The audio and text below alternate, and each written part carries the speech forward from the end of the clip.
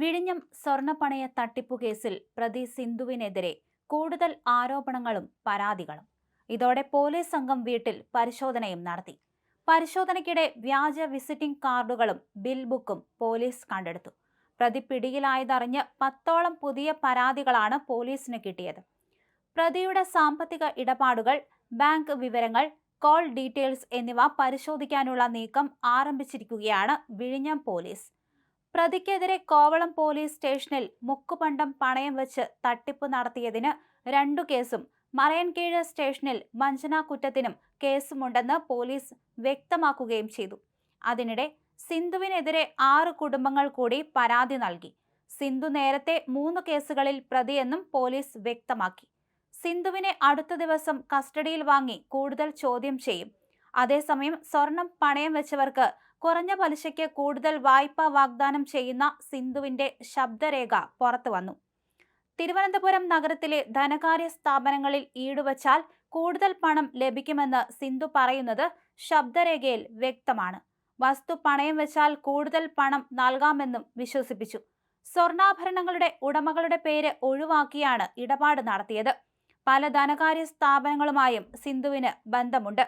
വായ്പ തിരിച്ചടയ്ക്കാൻ കഴിയാതിരുന്ന സാധാരണക്കാരെ കണ്ടെത്തി വലയിലാക്കുകയാണ് ചെയ്തത്. പരാതിക്കാർക്ക് പലർക്കും സ്വർണം പണയം വെച്ചതിന്റെ രേഖകൾ കണ്ടെത്താൻ കഴിയാത്തത് തിരിച്ചടിയാകുന്നുണ്ട്. കടബാധ്യത കൂടിയതോടെ യുവതികൾക്ക് പിടിച്ചു നിൽക്കാനാകാതെയാണ് ആത്മഹത്യ ചെയ്തത് എന്നാണ് പോലീസിന്റെ കണ്ടെത്തൽ.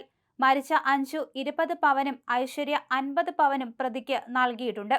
ഈ സ്വർണം കോവളത്തെ ഒരു സ്വകാര്യ സ്ഥാപനത്തിൽ എത്തിച്ച് വിൽപ്പന നടത്തിയതായും പോലീസ് കണ്ടെത്തിയിട്ടുണ്ട്.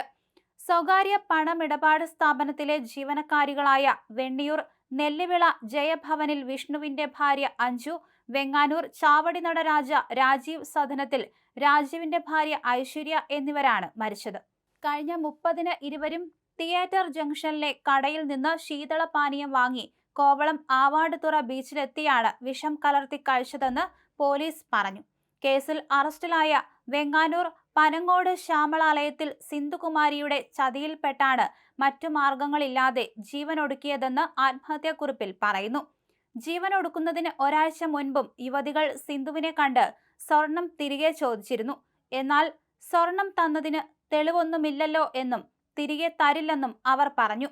മരിക്കുകയല്ലാതെ വേറെ വഴിയൊന്നുമില്ലെന്ന് പറഞ്ഞപ്പോൾ പോയി ചാകാൻ സിന്ധു പറഞ്ഞുവെന്നും യുവതികളുടെ ബന്ധുക്കൾ പറയുന്നു. ഇതോടെ നിരാശരായ യുവതികൾ ജീവനൊടുക്കാൻ തീരുമാനിക്കുകയായിരുന്നു. ഐശ്വര്യയുടെ ബന്ധുവിന്റെ വീട്ടിലെത്തി 300 രൂപ കടം വാങ്ങിയാണ് വിഷം വാങ്ങിച്ചത്. ആദ്യം മരിച്ച അഞ്ജു തനിക്ക് വയറുവേദനയാണെന്നും ഭക്ഷ്യവിഷബാധയാണോ എന്ന സംശയമുണ്ടെന്നുമാണ് വീട്ടുകാരോട് പറഞ്ഞത്. അതുകൊണ്ട് തന്നെ ചികിത്സ ലഭിക്കാൻ വൈകി. നില ഗുരുതരമായി ഞായറാഴ്ച മരിക്കുകയായിരുന്നു.